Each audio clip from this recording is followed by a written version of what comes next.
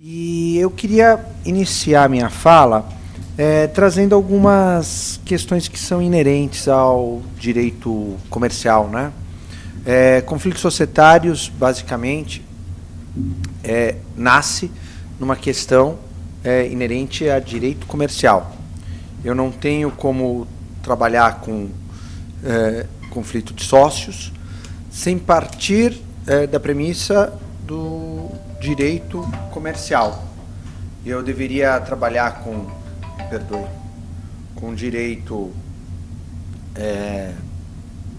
civil, talvez, por adotar o Código Civil. Lógico que não. Eu sempre falo e insisto com os meus alunos, tanto no Mackenzie quanto na PUC, que o fato de nós adotarmos um Código Civil na parte de direito de empresa é tão somente uma técnica de codificação. A partir da unificação do Código do Direito Privado e a utilização do Código Civil de 2002, passou-se a adotar o Código Civil para questões de direito comercial. Mas, na realidade, o nosso trabalho, ele especificamente é versado para questões de direito comercial. E aí nasce o primeiro ponto a ser tratado. Qual a constância, a realidade do direito comercial nas nossas vidas? Lá nos bancos da faculdade, qual a atenção que nós demos para o direito comercial? Logicamente, com raras exceções e muito bem destacado, e tem que se fazer essa ressalva, com elogiosas exceções, são poucos os profissionais que realmente se dedicam à área de direito comercial. Porque a grande maioria dos alunos de direito acabam sentindo uma atração muito maior pelas disciplinas jurídicas mais próximas da realidade. São elas: o direito penal. Direito penal, você vai ao cinema, assiste um filme que tem uma cena de violência, um sequestro, uma relação qualquer com as questões da vida. Você, logicamente, enquanto aluno de direito, terá uma relação com o Código Penal e fará uma analogia. Especificamente, você assistirá um noticiário da televisão, por exemplo, o da Atena, e certamente verificará tantas questões de direito penal ali. Eu queria chamar o secretário-geral da nossa comissão para fazer parte, o senhor Antoniazzi, aqui para sentar conosco. Por gentileza, queira se dirigir à mesa, por favor.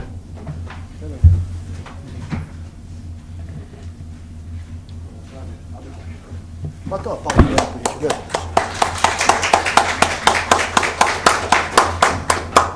Obrigado.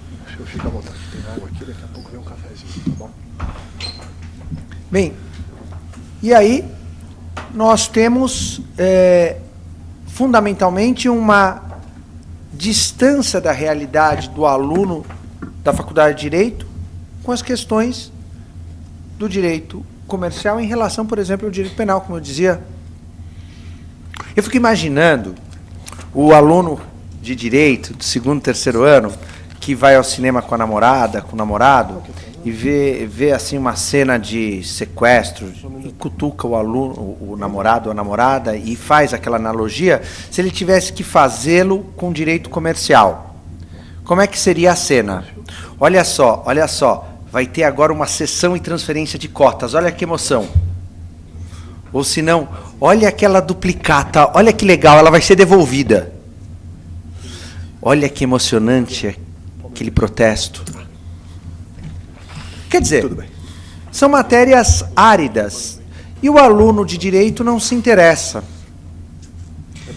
Esse ponto que leva a uma falta de interesse do aluno de direito, ele tem um sério problema que vem se acarretar mais para frente num concurso público. Num concurso público, quando é lançado um edital para uma carreira, por exemplo, para a magistratura.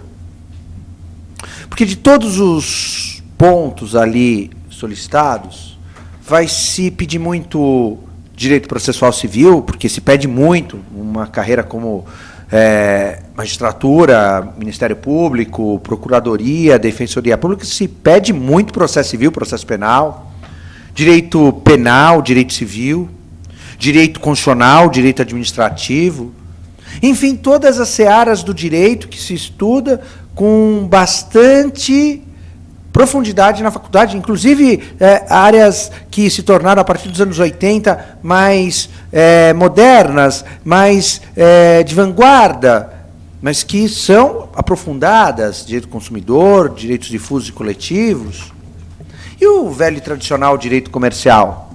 Para alguns, o direito comercial nem existe mais, porque ele foi absorvido pelo direito civil. Existe lá o tal de direito de empresa.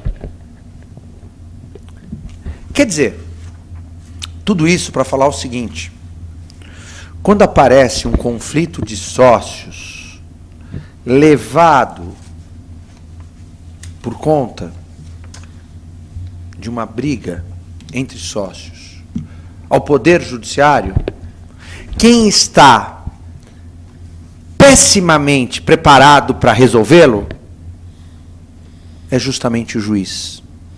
Porque ele não teve o devido preparo nos bancos da faculdade, em qualquer das boas faculdades do Brasil e nas piores também, do Brasil inteiro. Desde as melhores, mais tradicionais, às mais modestas. Com raras exceções, é lógico. E, efetivamente, porque foge da realidade do magistrado. O magistrado, muitas vezes, ele manuseia processo. E a realidade negocial, a realidade focada no conflito societário, diz respeito a negócios. Quando eu falo de negócios, eu falo de business. Eu falo de atividades que buscam lucro. E atividades que buscam lucro estão, via de regra, antenadas a padrões econômicos internacionais, nacionais, mas ligados numa cadeia, num mecanismo que foge completamente da realidade daquele magistrado. Bem, eu deixo de lado essa realidade e eu inicio, portanto, o tema conflito de sócios com uma outra percepção, uma outra ótica. O que leva o sócio a ter o conflito? O que leva o sócio a brigar? Se eu perguntasse para o senhor que está me olhando, o senhor que está atento, eu estou conseguindo cativá-lo, eu percebo que eu consigo, em algum momento, criar a atenção de Vossa Senhoria. Se o senhor me perguntar, francamente, por que sócios brigam? Acho que cada um de vocês deveriam ter a oportunidade, a senhora, por exemplo, aí no fundo, deveria se fazer a pergunta, por que sócios brigam? Eu diria para a senhora, sócios brigam sempre pelos mesmos motivos. Dinheiro, dinheiro, dinheiro, e quando um sai com a mulher do outro. Esses são os motivos das brigas societárias. É verdade, às vezes sócios brigam porque eles são herdeiros de sócios que construíram uma sociedade solidificada na confiança, na atividade negocial regida pelo trabalho. E esses herdeiros não conseguem dar continuidade nessa atividade. Bem, partindo dessa premissa, que é justamente a causa, eu vou a um ponto fundamental, affectio societatis. Então eu tenho a causa do conflito societário. A quebra da affectio societatis. Toda vez que houver a quebra da affectio societatis, eu tenho o conflito entre sócios. Já se depararam com essa expressão, affectio societatis? Quando eu me formei em Direito, e lá se vão quase 20 anos, essa expressão era uma expressão existente, real, verdadeira, legitimada. Mas eu pergunto para aqueles que estão aqui presentes se realmente sabem o que é a affectio societatis.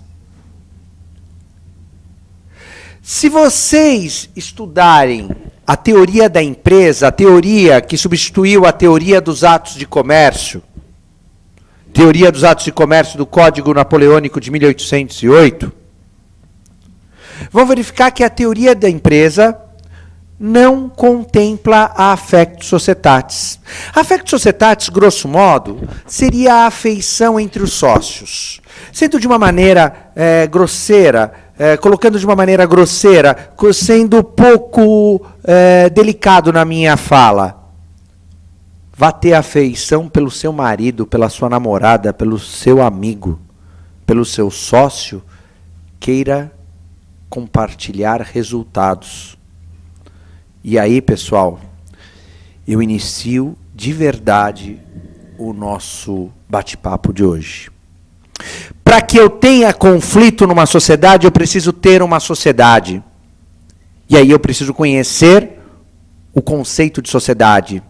A sociedade, segundo o artigo 981 do Código Civil, significa que duas ou mais pessoas, em conjunto, buscam atingir resultados. Na verdade, sociedade busca lucros. Alguém vai falar, não, mas professor, aqui é advogado, porque eu sou de verdade advogado, me perguntam às vezes na faculdade se além de dar aula eu trabalho. Eu trabalho como advogado, é que eu dou aula de manhã e de noite. Mas eu sou, na verdade, advogado, é o que eu gosto de ser. E aqui eu sou advogado. Então, advogado Armando, se alguém me perguntar, advogado Armando, se na realidade o que sócios buscam, eu não tenho o menor temor em afirmar, buscam lucro. Só que não é certeza que eles terão lucro. Porque lucro tem a dificuldade de uma realidade, que é o risco. Toda atividade negocial corre riscos. Nessa toada, o próprio artigo 981 tem o seguinte caput: celebra um contrato de sociedade pessoas que reciprocamente contribuem com bens ou serviços reciprocamente para a busca de resultados. Resultados pode ser positivo ou negativo. Mas é esse o objetivo da sociedade. Nessa toada, com a sociedade, eu tenho a estrutura que pode ser, na grande maioria das vezes, do tipo limitada e sociedade por ações. É bem verdade, o nosso Código Comercial, que está totalmente ultrapassado, que é de 1850, que foi revogado na sua primeira parte, que foi substituído por um Código Civil, que no seu livro 2, do artigo 966 ao artigo 1195, contempla o direito de empresa, que é bem ruim. Eu vou repetir, é um código que não se presta a uma qualidade que se deveria ter para o direito da atividade negocial. Ele carece das qualidades devidas para atender a sociedade limitada, contemplando outros tipos societários.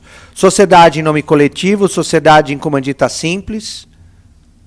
Ora, eu fui presidente da Junta Comercial durante um bom tempo, 3 mandatos, Pergunte para mim quantas vezes eu tive contato com sociedades em nome coletivo na minha vida. Nenhuma. Mas está lá no código. Para quê? Acho que para preencher papel. Sociedade em comandita simples. Para que está lá no código? Não existe na realidade. É uma dissonância aquilo que o legislador previu e aquilo que nós temos na realidade. Então, conflito de sócios eu vou ter na limitada e na sociedade por ações. Então não adianta eu ficar com conjecturas, ficar aqui trabalhando com vocês, com ideais, com histórias que eu não tenho na prática. Eu sou advogado, eu volto a dizer. Professor, eu sou nas faculdades. E mesmo assim eu tento mostrar para os meus alunos o viés prático, aquilo que eu posso apresentar na prática. E eu só posso falar de conflito de sócios na limitada e na SA.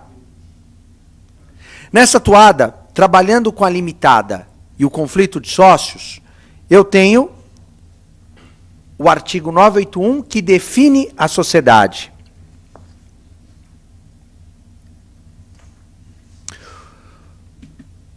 Fora o lado mais engraçado que eu faço da relação societária esgarçada pelo dinheiro e pela relação afetiva, eu tenho as causas e as consequências que podem levar à desassociação.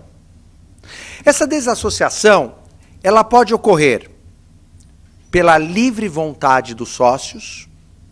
Vocês já se deram conta que é um princípio constitucional se associar? Vocês já se deram conta que o artigo 5º da Constituição Federal permite a livre associação no seu inciso 20? E via de consequência, a possibilidade de você sair da sociedade? Até os anos 2000, só se falava sobre isso no âmbito sindical, porque os nossos constitucionalistas viam só o aspecto social sindical. Até que os comercialistas começaram a falar, opa, eu aplico isso também no direito comercial, nas sociedades que visam lucro. Até porque a sociedade visa lucro. Associação e fundação não visa lucro. Sociedade visa lucro. Então eu tenho a possibilidade do sócio sair da sociedade porque ele quer. Eu tenho a possibilidade do sócio sair da sociedade porque ele morre. A morte. Eu tenho a possibilidade do sócio sair da sociedade porque ele é expulso. O sócio foi expulso da sociedade.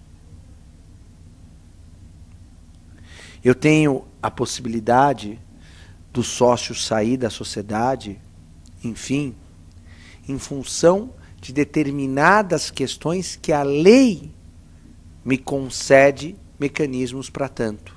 E para cada uma dessas situações, eu terei operacionalidades distintas. E é isso que a gente vai começar a entender a partir da concepção da extinção da relação contratual. Para alguém mais versado em direito das obrigações, vai falar, olha, o professor, o Armando, o advogado, agora vai trabalhar com direito civil. Ele vai falar das relações obrigacionais. Chega, não é nada disso, eu estou falando de direito societário. Eu estou falando de direito societário. Esqueçam o direito das obrigações. Eu estou falando da relação societária. A extinção da relação contratual, ela vai se dar naturalmente, porque se deu o seu exaurimento, ela foi cumprida, então não se tem mais necessidade de continuá-la, ou porque uma das partes não a cumpriu. E aí eu posso ter uma nulidade, e essa nulidade pode ser absoluta ou relativa, e são os casos de resilição ou resolução que nós vamos estudar. No caso, nós vamos depreender aqui as hipóteses de resolução da sociedade em relação a um sócio. Aqueles que querem anotar,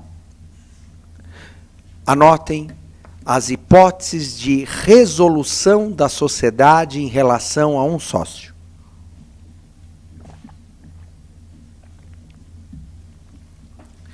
É a forma que o Código Civil, na parte de direito da empresa, trata de algo denominado dissolução de sociedade. Vejam, eu comecei a falar sobre conflito de sócios trabalhando no que tange ao contrato. E quando eu abarco o conflito, eu necessariamente trabalho com a dissolução. Dentro dessa dissolução, que eu garanto para vocês que há um princípio constitucional que guarnece o meu direito de dissolver a sociedade, eu tenho, obrigatoriamente, a possibilidade de fazê-lo pela resolução da sociedade em relação a um sócio. As espécies da dissolução de sociedade, e aí vem, que podem ser judicial ou extrajudicial. A mais pacífica, logicamente, é a extrajudicial. E pode ocorrer a consenso das partes. Os sócios de uma sociedade decidem extinguir aquela sociedade. E é o que nós chamamos de extinção total da sociedade. Os sócios lavram um distrato social, pagam todos os seus credores, inclusive o fisco, apresentam as certidões negativas INSS, FGTS, CND da Receita Federal e Procuradoria da Fazenda Nacional, apresentam na junta comercial, obtêm o arquivamento, colocam, logicamente, um guardião dos livros empresariais e levam para cada departamento, para cada setor do poder público onde havia uma inscrição anterior. E a empresa está dissolvida. É a morte da sociedade. É a dissolução total por consenso. É a melhor forma de dissolver uma sociedade. Mas essa dissolução pode também ser parcial. Dois sócios de uma sociedade, e um dos sócios não quer mais. Eu e o meu colega Fábio somos sócios de uma sociedade e o meu colega Fábio decide por sair da sociedade. Ele vira para mim e diz: Armando, eu quero exercer o meu direito constitucional de me desassociar. E para tanto eu quero exercer o meu direito garantido no Código Civil, no artigo 1029, o meu direito de retirada. Para tanto, me retiro da sociedade. A sociedade ficará, no caso, com um sócio só por 180 dias, na condição de sociedade unipessoal. Ocorreu uma dissolução extrajudicial parcial, uma dissolução parcial, e eu serei obrigado a recompor o quadro societário, sob pena, inclusive, da dissolução total, se eu não o fizer em 180 dias. É uma hipótese de dissolução parcial, extrajudicial. São hipóteses extrajudiciais. O que é muito bom, porque quando se envolve o poder judiciário, é complicado. E a outra forma de rompimento. E essa, doutor, essa é complicada. Eu confesso para o senhor, doutor, que eu gosto das complicações da vida. Eu tenho um prazer na vida, quem me conhece sabe disso. Doutor Eduardo, lá no fundo, que é meu dileto amigo, ele sabe que um dos prazeres da minha vida é trabalhar com exclusão de sócios. Alguns gostam de colecionar selos, trabalhar com cinema. Eu gosto de excluir sócios. Eu tenho prazer nisso. Quando chega um cliente com a possibilidade de excluir um sócio, eu fico louco. Penso nos honorários, é lógico. Dá um certo prazer. Mas eu tenho um problema, porque quando o cliente traz o caso concreto, eu atendo, presto uma atenção danada, e aí, conforme ele vai me trazendo os detalhes, eu vou construindo uma determinada situação, construo um quadro, com um trabalho de eloquência, retórica, apresento para ele uma determinada tese. Eu sinto nos olhos do cliente que ele começa a ficar cativado com a minha fala. E eu confesso que eu começo a pensar nos honorários. E o cliente, ele veio buscar esse contato comigo por eu ser professor de direito societário, por conta da minha tese de doutorado ser exclusão de sócios, por eu ter sido presidente da junta comercial algumas vezes. E depois da minha fala, depois da situação já estar bastante favorável para uma eventual contratação, esse cliente que terá possivelmente uma ação ajuizada, possivelmente no Fórum Central, onde pode ter a chance de cair com 84 juízes diferentes, ele pergunta para mim com um certo afã: doutor, eu vou ganhar essa causa? Uma exclusão de sócios, que é a sua especialidade? Eu olho bem fundo no olho do cliente e digo: não tenho a menor ideia. E acho que é por isso que vocês todos estão aqui. E é a dissolução judicial que é o grande drama que nós vamos tratar. Há, entre parênteses, uma outra forma de dissolução também extrajudicial que dá para se operacionar, que é muito interessante, muito célere, que eu tenho feito com muito sucesso, é a exclusão extrajudicial de sócio, que é a exclusão administrativa perante os cartórios de registro de pessoas jurídicas ou perante a junta comercial. É um modelo de expulsão de sócio que se faz, porém, só pode ser feito se o contrato social assim dispuser. E para isso, precisa ter uma boa assessoria jurídica anterior. Mas vamos falar um pouquinho das possibilidades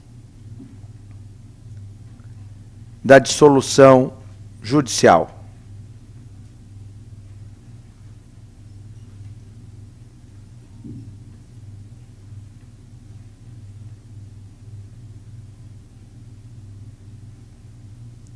Bom, dissolução judicial.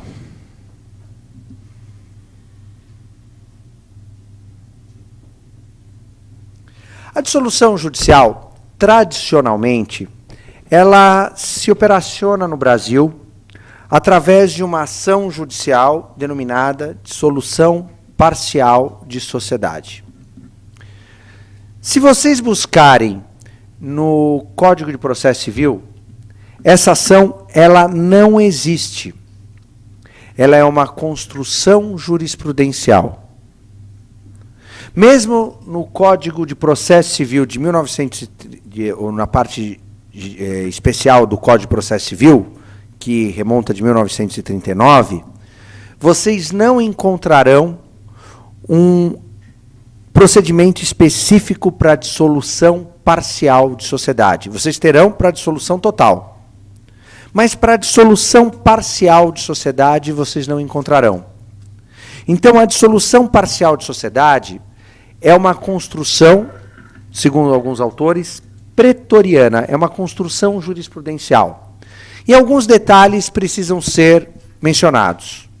Primeiro deles, a sociedade sempre deve ser mantida no polo passivo da demanda.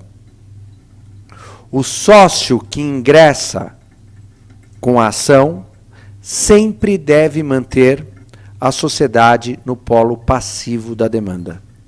juntamente com o outro sócio. Já existe jurisprudência, inclusive no STJ, nesse sentido. É a jurisprudência dominante. Não é verdadeira a hipótese quando se tem a exclusão judicial de sócio. Que na exclusão judicial de sócio, você precisa, aí sim, ter a sociedade no polo ativo. Porque a sociedade deverá ter deliberado pela exclusão judicial de sócios. Veja, tenho aqui boa parte das jurisprudências catalogadas em quase todos os tribunais das unidades federativas do Brasil e do STJ. Logicamente, há um detalhe bem interessante e uma disparidade para quem tem uma visão diferenciada da minha, e longe de mim ter qualquer arrogância ou prepotência para ter uma opinião única a esse respeito, porque eu não sou dono da verdade, mas há diferença jurisprudencial na questão de conflito de sócios, não se dá acerca dessa temática até agora avançada. A diferença jurisprudencial se dá acerca da apuração de haveres. Aqui sim, na apuração de haveres, que é a verificação de quanto o sócio tem a receber com a saída, porque há uma regra absoluta que o sócio que fica na sociedade sempre vai achar que está pagando mais do que deveria, e o sócio que sai sempre está achando que está recebendo menos do que deveria, e, portanto, a forma de pagamento, e aí sim eu teria uma disparidade jurisprudencial absoluta, e a forma de cálculo também completamente fora de controle e fora de um procedimento único. De resto, as questões até aqui têm uma unicidade daquilo que tem sido construído jurisprudencialmente. Se alguém quiser, inclusive, buscar uma fonte bibliográfica, eu posso citar 2 dos atuais melhores livros acerca do tema. O livro da Priscila Fonseca, editado pela editora Atlas, Priscila Correia Fonseca, e Paulo Restife, da editora Saraiva. O livro da Priscila chama-se Exclusão de Sócios, Exclusão e Dissolução de Sócios, Exclusão de Sócio e Dissolução de Sociedade, e o do Paulo Restife é Dissolução de Sociedade. Existe um livro mais antigo que não foi reeditado, vocês só vão encontrar em sebo, do Mauro Penteado, um professor da USP, também muito bom, que trata justamente da questão relativa à dissolução de sociedade, e que ele bem interpreta essa questão, onde, para o ajuizamento de uma dissolução parcial de sociedade, o sócio que ajuiza a demanda deve obrigatoriamente colocar a sociedade no polo passivo da demanda. De todo modo, há jurisprudência minoritária contrária, mas hoje é assente, inclusive no STJ, que a sociedade deve ficar no polo passivo. Ok? Se alguém depois quiser levantar questões quando a gente terminar essa exposição, será um prazer debater a respeito disso, que é extremamente cativante esse assunto para mim também. E eu repito, eu não sou dono da verdade, pelo contrário, eu estou aqui para debater. Outro item extremamente importante, se eu tenho a dissolução parcial caracterizada com a sociedade no polo passivo, eu tenho a exclusão judicial caracterizada pela sociedade no polo ativo. Por que isso? De uma forma ou de outra, quem paga a conta tem que ficar efetivamente na sociedade ou não. Ok? Ou tem que ficar dentro do quadro associativo.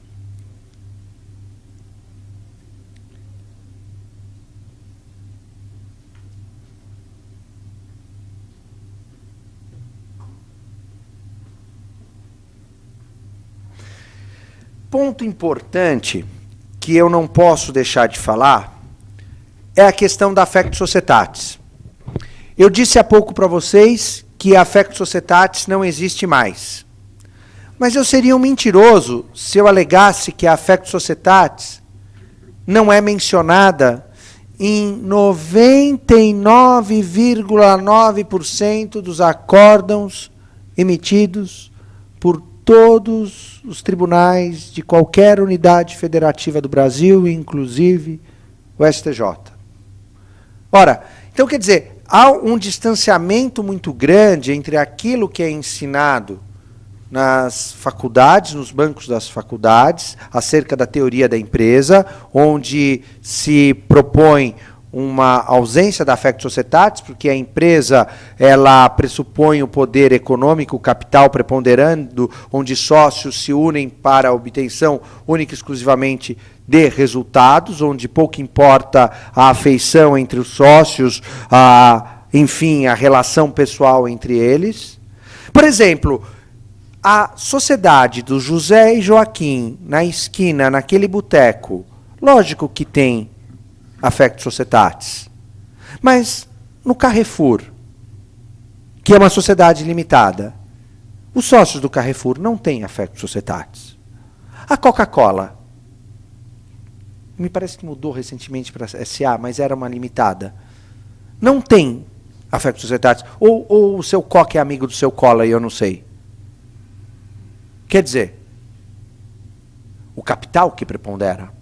No entanto, toda decisão, hoje, jurisprudencial, é alicerçada na quebra da affectio societatis. Eu vou tomar a liberdade e rapidamente ler uma ementa para vocês. Direito de empresa, sociedade por cotas de responsabilidade limitada, quebra da affectio societatis, direito de retirada, faculdade do sócio, ação de dissolução parcial, instrumento jurídico adequado, solução que agrega a liberdade individual dos sócios e a permanência do empreendimento. Quer dizer, justificou a saída do sócio simplesmente pela quebra da affectio societatis. Então, eu tenho realmente uma realidade dissociada daquilo que é teoricamente ensinado. Uma outra. Ação de dissolução parcial de sociedade limitada, retirada de sócio dissidente. Direito potestativo. Quebra da affectio societatis, devidamente comprovada. Jurisprudência do STJ e do nosso tribunal. Acerto da sentença, recurso conhecido e provido. Quer dizer, e desprovido, perdoe-me. Quer dizer, o tribunal, o STJ, confirma a sentença que foi baseada na quebra da affectio societatis.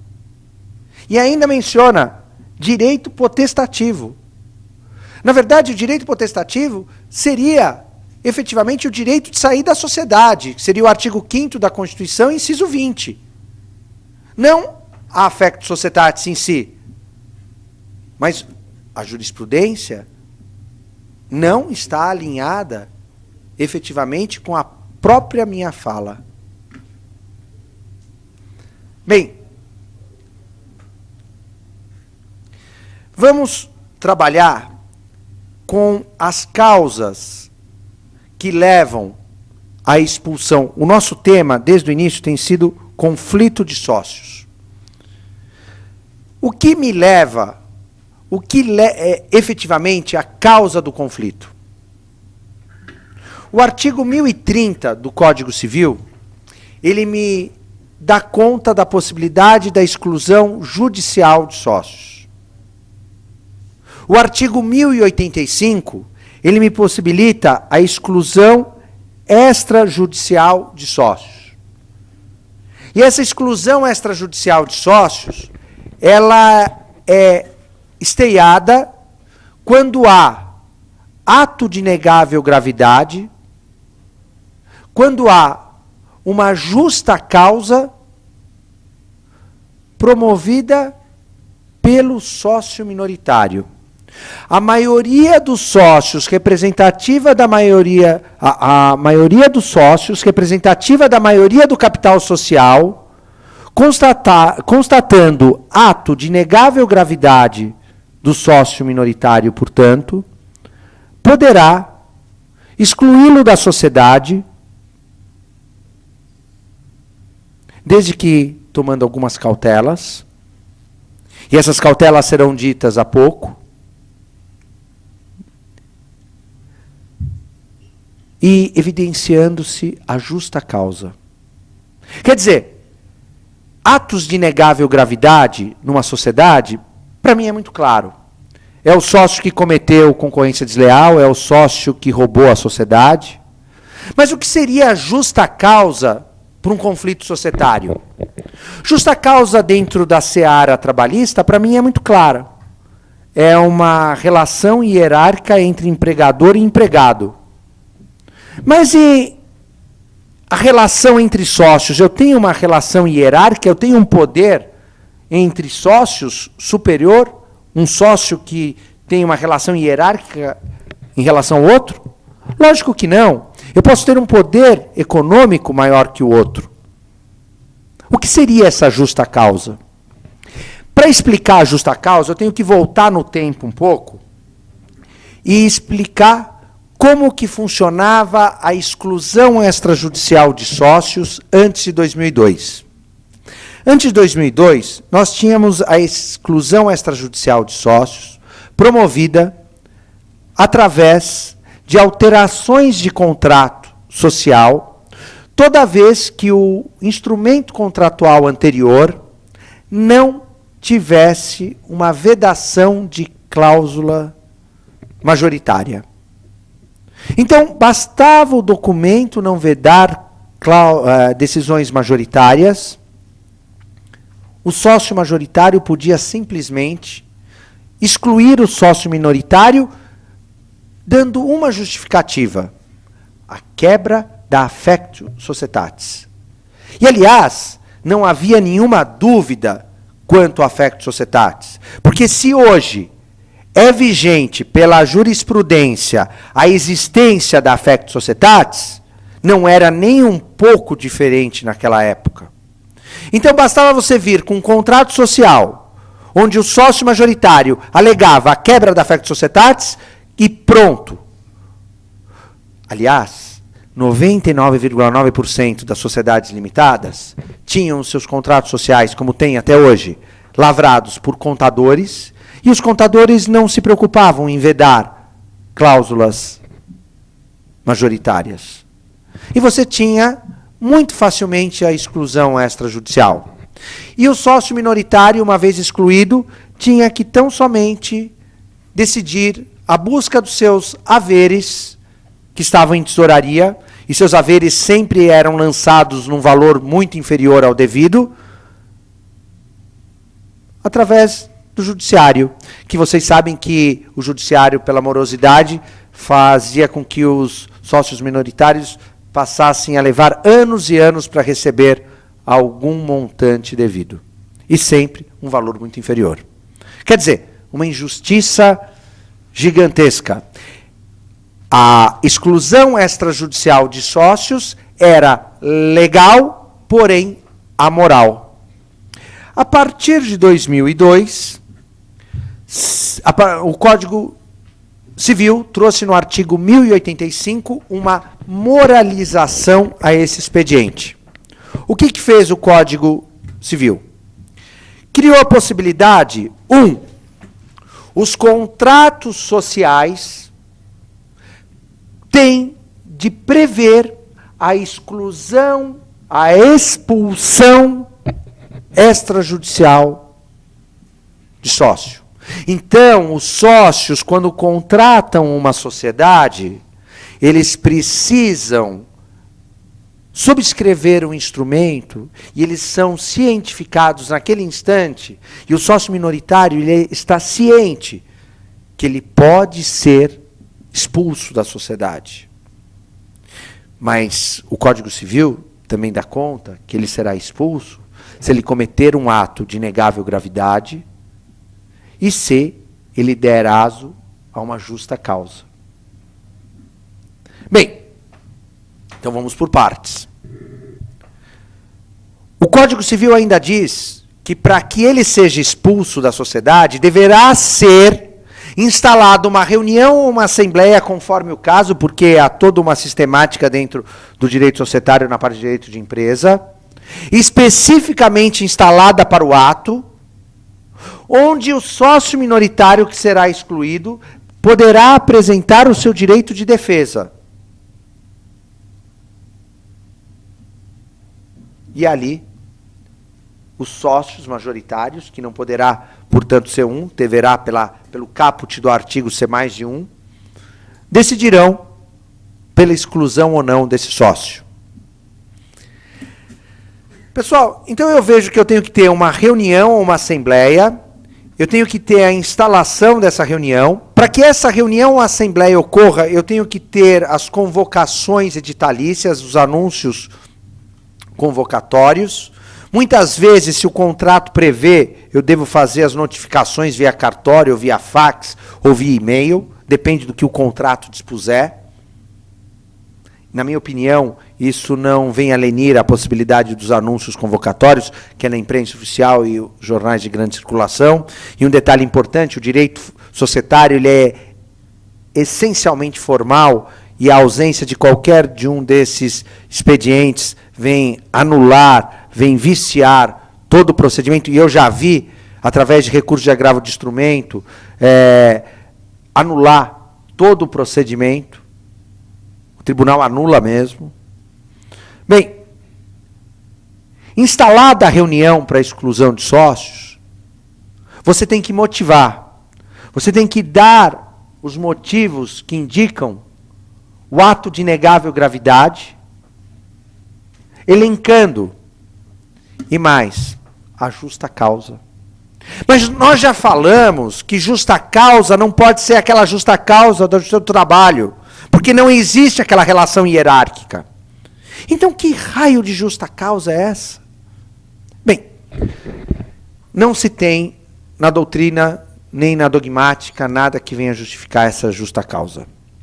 Eu tenho para mim, segundo alguma lucubração filosófica, isso eu me debrucei na época em que escrevi minha tese de doutoramento, lá atrás, em 2005, que a justa causa pode ser extraída do pensamento que Norberto Bobbio trouxe para a sociedade. Norberto Bobbio, no seu último livro, escrito em 2002, se não me engano, chamado Elogio à Serenidade, ele chama atenção para a relação social entre as pessoas, e que a relação social entre as pessoas só é harmônica quando existe um estado de tolerância. Quando uma das partes deixa de ser tolerante com a outra, passa a haver um estado de prepotência.